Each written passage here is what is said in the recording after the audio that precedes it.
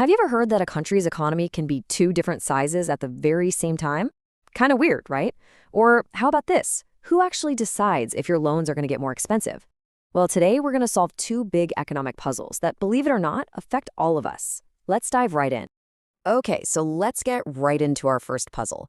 You'll hear all the time that India has the world's fifth largest economy, but then you'll also hear it's the third largest. So what gives? How on earth is that possible? Well, it all comes down to how you measure it, and we're about to crack that code. Here's how we're going to do it. First, we'll solve the mystery of an economy's true size. Then, we're going to meet the price guardians who are in charge of inflation. And you'll want to stick around because by the end of this, you'll have a whole new way of looking at the economic news. All right, let's tackle puzzle number one, the true size. And look, this isn't just about some numbers on a spreadsheet. This is really about understanding what a country truly produces and, more importantly, what its people can actually afford. Comparing apples to apples.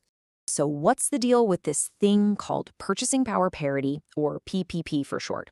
Why do big organizations use it so often? Is it A, some kind of official trade rate? Or D, is it just focused on stuff that gets exported? Or is it B, because it actually accounts for the local cost of living? Go ahead and pause here if you want to think it over. And if you said B, you nailed it. The whole point of PPP is to adjust for the cost of living. It's all about figuring out what a basket of goods in one country costs versus that exact same basket in another. Let's break down why this gives us a way more realistic picture of things. So at its core, PPP is a really simple but powerful idea. It just asks, what can a currency actually buy at home? And to figure that out, economists use this idea of a standard basket of goods to compare the real costs across different borders.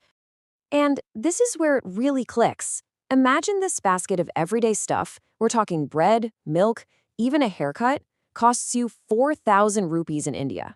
But to get that exact same stuff in the US, it costs $100. Well, that tells us the real, on-the-ground PPP exchange rate should be 40 rupees to $1. No matter what the official market rate says. And boom, this slide just lays it all out. The market might be telling you a dollar is worth 85 rupees. But in terms of what you can actually buy with it, the local goods and services, it's really closer to 40. That is a massive gap. And it's exactly why India's economy looks so much bigger when you look at it through that PPP lens. So you might be wondering, why is the market rate so often misleading?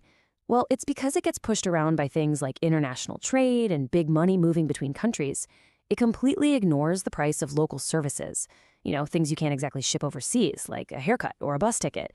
And those things are often way cheaper in developing countries, which is why market rates can seriously understate the real size of their economy. So just to be crystal clear and lock this in, PPP is not a rate you'd ever use for trading money. It's a statistical tool, an estimate. And its real power comes from the fact that it doesn't just look at exports. It includes thousands of those local, non-traded goods and services. Okay, puzzle one solved. Now that we have a better handle on how to compare economies, let's zoom in on how one single economy is managed from the inside. This brings us to puzzle number two.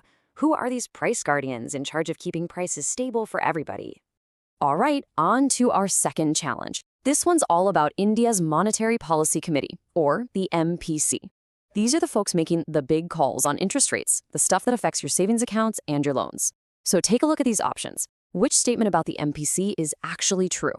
And the correct answer here is C. Their decisions are legally binding. Now, this is a really crucial point. The committee's rulings aren't just suggestions. They are commands that India's central bank, the RBI, has to follow. It was a pretty major shift in how things are done. So, who are these price guardians anyway? Well, the MPC has 6 members in total. And I think this is pretty cool. It's perfectly balanced. You've got 3 members from the central bank itself, including the governor, who's the chairperson. And then you have 3 external experts appointed by the government. So it brings both inside and outside perspectives right to the same table. So what is their one big mission? What's their main job? It all boils down to this single number, 4%. The MPC has one primary, mandated job: keep the country's retail inflation right there at that 4% mark. Now, it's not totally rigid. They operate within what's called a flexible inflation targeting framework. What that really means is they have a little bit of wiggle room. a tolerance band of plus or minus 2%. So the real goal is to keep inflation sailing smoothly somewhere between 2% and 6%. Okay, so let's just quickly recap what we've learned to make sure it sticks. The MPC has 6 members, not 8. The person in charge, the chairperson, is the RBI governor. And most importantly, while their decisions affect the whole economy, their number one job, written into law, is keeping inflation under control. And just like that, we've solved both puzzles. So let's pull all this together and see how these two big ideas give you a brand new toolkit for understanding what's going on in the world of economics. Seriously, the next time you see a headline about economic rankings or changes in interest rates, you'll be totally ready. You've got the PPP lens to see a fairer, more realistic view of the world.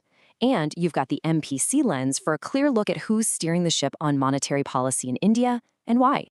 So, I'll leave you with this final thought to chew on. If PPP gives us a much more real-world picture of an economy and its people's living standards, maybe we should be paying a lot more attention to it than the market numbers that bounce around all the time. Just something to think about. Thanks for digging into this with us.